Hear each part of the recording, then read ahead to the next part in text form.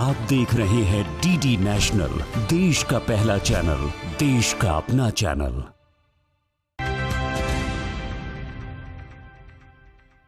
दोस्तों, सरकार के प्रयासों से आज कौशल विकास कार्यक्रमों को गति मिल रही है। बात चाहे आईटीआई की हो या फिर एनएसटीआई की, सरकार इनको आधुनिक बना रही है जिससे युवा इंडस्ट्री रेडी हो सके। इसी का परिणाम है कि युवा इन संस्थाओं में पहले से ज्यादा एडमिशन ले रहे हैं। और क्या फर्क आया है इस परिवर्तन से, आइए देखते हैं। देश के इंडस्ट्रियल ट्रेनिंग इंस्टीट्यूट यानी आईटीआई अपग्रेड किए जाएंगे। इसके लिए कौशल विकास एवं उद्यमशीलता मंत्रालय MSDE ब्लूप्रिंट तैयार कर रहा है। MSDE ने हाल ही में विभिन्न इंडस्ट्रीज के साथ कंसल्टेशन सेशन का आयोजन किया ताकि अलग अलग इंडस्ट्रीज में स्किल्ड वर्कफोर्स की जरूरत को समझते हुए ITIs को अपग्रेड किया जा सके।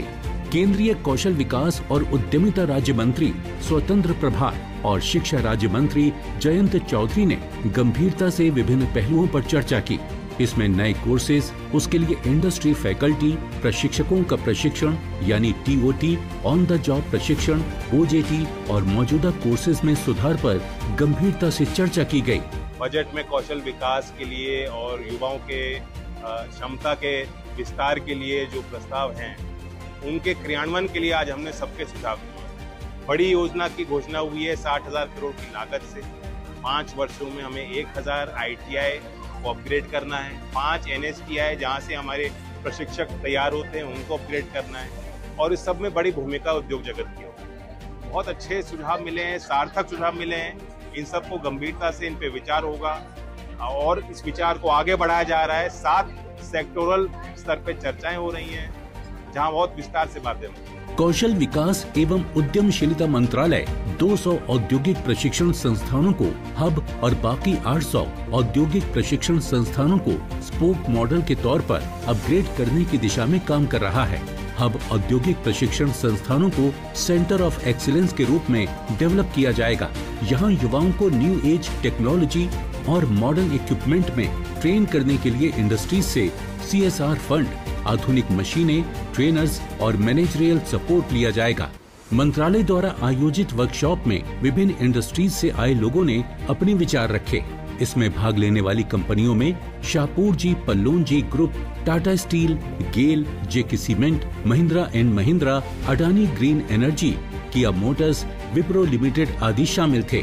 That the broad parameters have been given, and one thing is very certain that we are very clear that is what we want to do. It is about the 10,000 ITIs, 200 hub ITIs, 800 spoke ITIs, some NSTIs, how we are the courses we are going to improve, what are the areas we will work, and more importantly, the first time ever that adequate, generous provision has been made about the financial provision under this scheme, which leads to some humongous 60,000 crores over a period of 5 years. It shows the resolve and the determination of the government that they would like to work with the state governments and the industry put together so that we can make this scheme as successful. मंत्रालय future ready curriculum तैयार करने और trainers को upgraded training दिलाने के लिए प्रतिबद्ध है। इसमें आवश्यकता अनुसार पब्लिक प्राइवेट पार्टनरशिप को भी महत्व दिया जा रहा है। Best thing that happened here is that we were invited and we were requested what is our inputs and feedbacks to make this dream happen, which is critical. That is, taking the collective ideas of the industry to create an ecosystem that meets the requirement. इस session में electronics और सूचना प्रौद्योगिकी, textile, power और green energy, manufacturing, construction, automotive, industry automation जैसे विभिन्न क्षेत्रों के साथ साथ उद्योग संघों की भागीदारी देखी गई। देश में ITIs का बहुत बड़ा नेटवर्क है।